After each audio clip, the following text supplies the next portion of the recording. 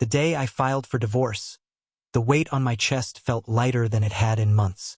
For weeks, I'd lived in a state of turmoil, plagued by sleepless nights and a storm of unanswered questions. But as I handed the papers to my attorney, a strange calm settled over me. This wasn't just about ending a marriage. It was about reclaiming my life. Her name is Laura. For 10 years, she was my wife, my partner, my best friend, or so I thought. We had what most people would call the perfect life. A beautiful home in the suburbs, 2 incredible kids, and the kind of marriage people envied. I worked hard as a project manager for a tech firm, and Laura, she had a part-time gig at an art gallery that she'd always loved. We weren't rich, but we were comfortable. More importantly, I believed we were happy. Then came the text. It was late, well past midnight. Laura had gone to bed hours earlier, leaving me to catch up on some work in the living room. My phone buzzed on the coffee table. It was a notification from her phone, left charging in the kitchen. My stomach tightened as I read the name on the screen. Derek, can't stop thinking about tonight. You were incredible. When can I see you again? I stared at the words until they blurred together.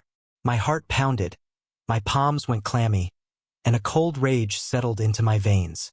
Derek. I knew the name. He was one of the gallery's regular patrons, a wealthy collector who always seemed a little too interested in Laura's work. I'd met him once at one of her openings. He'd shaken my hand with a grin that felt just a touch too smug. Now I knew why.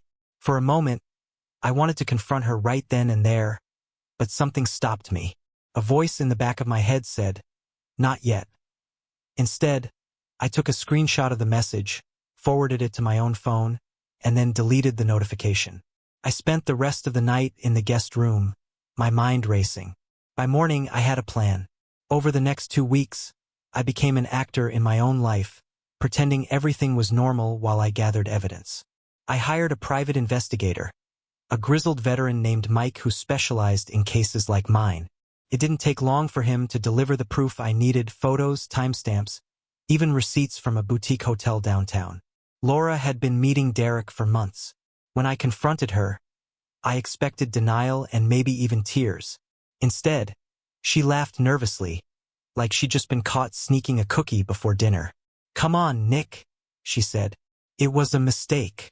A little mistake. It didn't mean anything. A mistake." As if months of lies and betrayal could be summed up with a single word.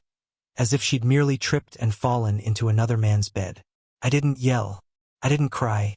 I simply walked away. The next few weeks were a blur of legal meetings and quiet, seething anger. Laura seemed to think I'd eventually come around, that I'd forgive her like nothing had happened. She didn't realize I had no intention of playing the fool. Our marriage was over, but I wasn't going to let her walk away unscathed. The first step was the divorce papers. My attorney, a sharp and relentless woman named Melissa, made sure they were ironclad.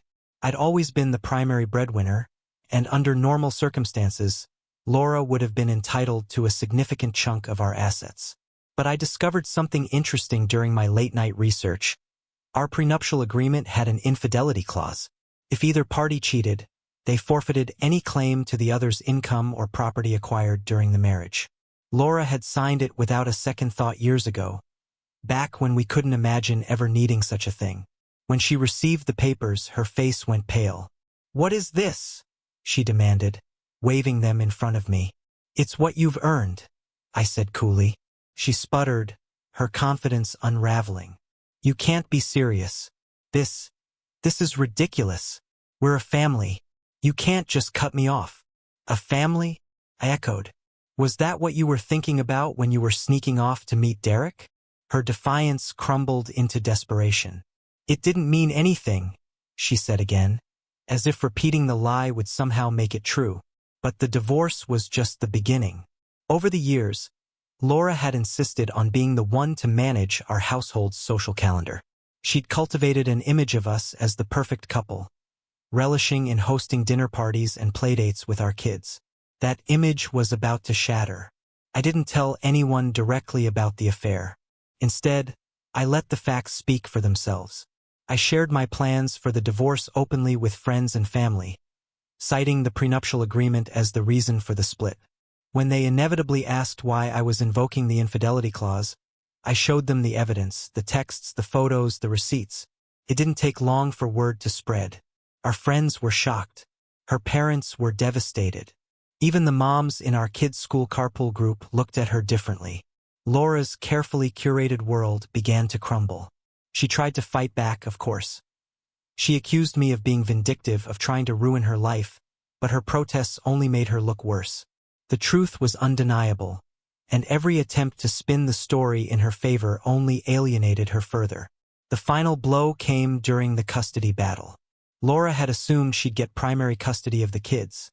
After all, she'd been their primary caregiver while I worked long hours. But Melissa and I had anticipated this and prepared accordingly. The evidence of the affair, combined with Laura's increasingly erratic behavior under pressure, painted a picture of someone unfit to provide a stable home environment. The judge awarded me full custody. The day the ruling was announced, Laura stormed out of the courtroom, her face a mask of fury and despair. She confronted me in the parking lot, screaming obscenities and accusing me of being a monster. I stood my ground, refusing to let her provoke me. For the first time in months, I felt truly free. In the weeks that followed, I focused on rebuilding my life. I threw myself into my work, my kids, and my hobbies, rediscovering parts of myself I'd neglected during our marriage. The house felt quieter, but also more peaceful. I even started seeing a therapist who helped me process the anger and grief I'd been carrying. As for Laura, she moved into a small apartment across town. Derek disappeared from the picture almost immediately, unwilling to stick around once the affair became public. She tried to rebuild her reputation, but the damage was done. Her betrayal was a little mistake she'd never live down. One evening, months after the divorce was finalized, she called me. Her voice was hesitant, almost meek. "Nick," she said, I wanted to say I'm sorry for everything." I didn't respond right away. The words I'd waited so long to hear felt hollow now. Too little, too late. "I hope you find peace, Laura," I said finally, and hung up. And with that, I closed the chapter on her betrayal. Life wasn't perfect, but it was mine again. And that was enough.